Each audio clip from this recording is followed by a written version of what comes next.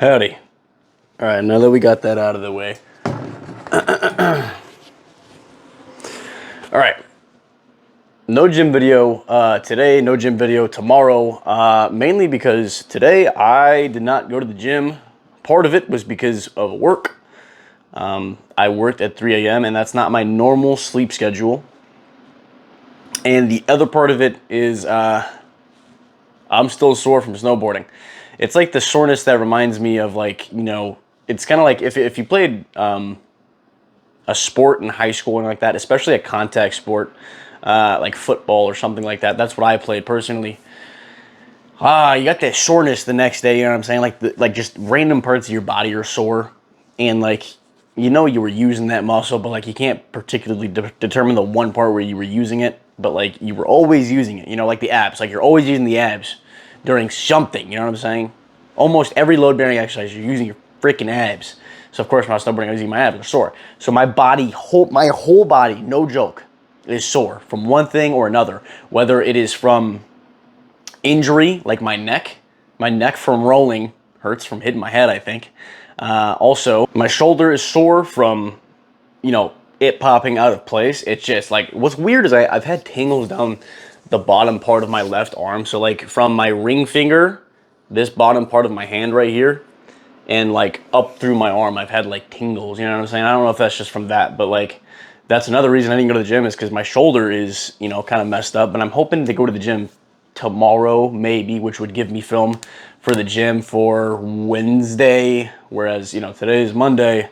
And I'm also filming this and putting it out on the same day. That's why it's coming out late. But then Tuesday, it's also going to be another talking video, also a meal video. I'm going to have a meal in it. But literally right after this video, I'm going to go make dinner, and that's going to be the video for tomorrow. Anyways, yeah, so I'm just sore all over, you know, and it kind of reminds me of football, like I said, but also, you know, it kind of reminds me of why I stopped powerlifting, but also kind of why I would get back into powerlifting. Let me explain, okay? So I stopped powerlifting because I just like had all of these injuries that were nagging and wouldn't go away.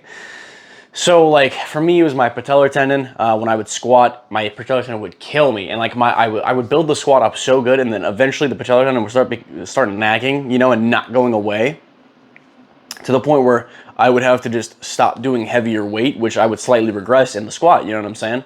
Also, lower back pain when it came to deadlift. I started to get really bad sciatica in my right leg, so I just stopped deadlifting. That's initially how it started. Is I stopped deadlifting and was just squatting and benching, and then eventually I just completely moved over to hypertrophy and muscle building, where I would stop regular squatting. I still regular squat every now and then, like just barbell squat, you know, not on a Smith machine. But for the most part, if I'm going to be squatting, it's on a Smith machine or a hack squat.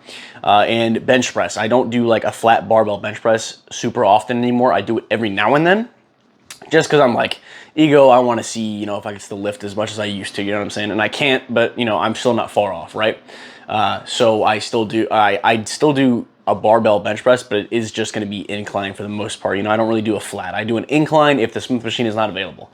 And I'm not feeling like a dumbbell press, you know what I'm saying? That's kind of why I moved away from deadlifting, was like the nagging injuries that I had that didn't go away. And I still have some of those injuries to this day. Like my knees, they're better now. I have flare-ups every now and then of patellar tendon issues, but the knees are way better now. I can say that. My lower back, I still have issues with. That's why I'm trying to do glute exercises to try and strengthen my glutes.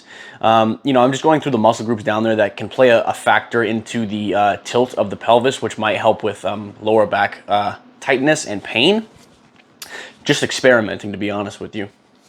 But those are the reasons I stopped powerlifting, because like eventually you just get tired of being injured, you know what I'm saying? It's not a regular soreness, it's just like getting injured, you know what I'm saying? Which is the same issue like with my shoulder popping out. Like that's an injury that I've had since high school, and it hasn't happened to me in forever, probably like a couple of years. It hasn't happened to me where my shoulder slides out, but it did when I was snowboarding, and man, did that hurt. My shoulder is like sore for the wrong reason, you know what I'm saying? It's not muscular sore from like using it. Like this shoulder right here, it's sore partly from muscular reasons, but I also landed on it. But like this shoulder right here, I didn't land on it.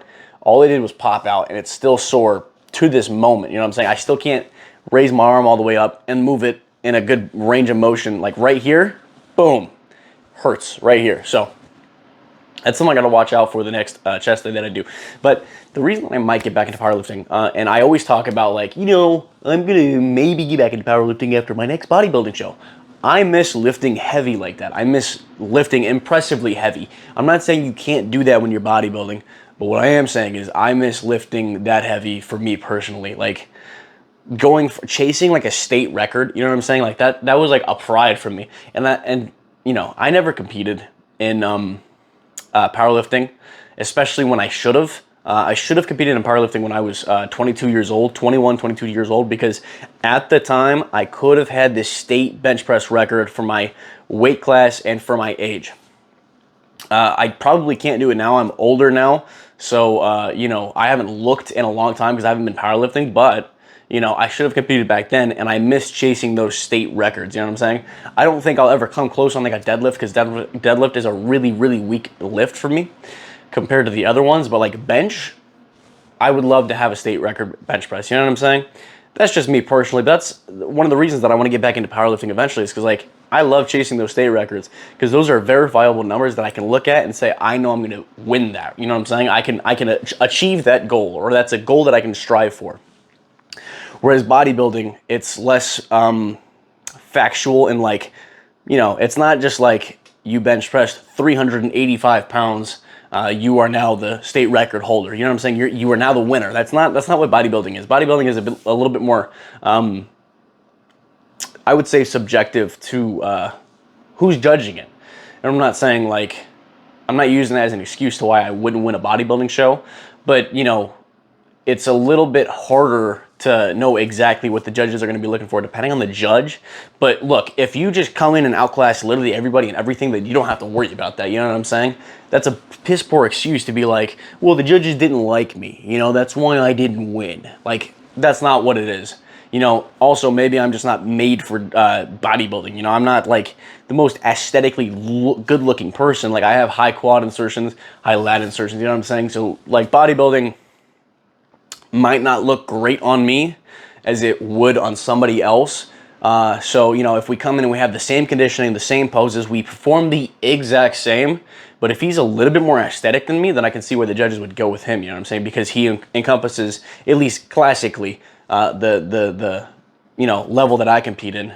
Classically, he would probably win that because he fits the criteria a little bit more, you know what I'm saying? And that's not an excuse. I'm just like, if he fits the criteria more and we have the same everything else and he just looks better because he has like better genetics than me, and this is in the case that we are the exact same, not like I came in a little bit less conditioned than him, I was a little bit pudgier. I'm talking if every other criteria is the exact same and he just looks genetically better than me, then, you know, he might end up winning because that's the way the bodybuilding show would likely work. But, you know, it's not an excuse for me not to do good or compete bodybuilding again. I still want to compete in one more bodybuilding show at least before I get back into powerlifting, but I just wanted to explain the reasons why I wanted to get back into powerlifting. Other than that, I think it's a shorter video today. I don't know how long this video is going to end up being. Maybe like 7 minutes. Let's see. Maybe like 10 minutes. I don't know. Other than that, my phone's about to die. I got to charge it before I make this meal so I can film another video. But I appreciate y'all for watching, and I hope to see y'all next time.